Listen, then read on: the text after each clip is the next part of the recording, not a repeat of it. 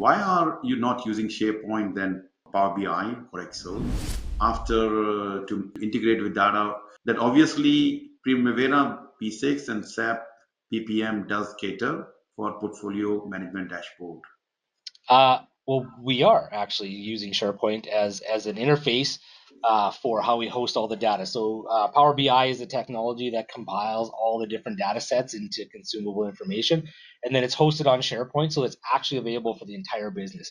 So one of the things that I wanted to do with the portfolio management information system is give access to the entire business to the data, to the project data, to the program data, and to the portfolio data. It's never been seen before. But again, building that trust, I call it building glass houses. We want to live in a glass house.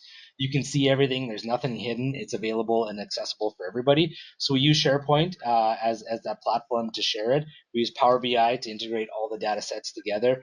And then I just shared the fact that we use SAP as our cost management tool and Primavera as our schedule management tool, because those are the tools that we have. But we use the technology to combine all that information together and share it in the most consumable format that we can. It's been very well received to date, but I don't think it's necessarily the ultimate solution as we move forward and start to exceed $2+ billion a year in annual spend.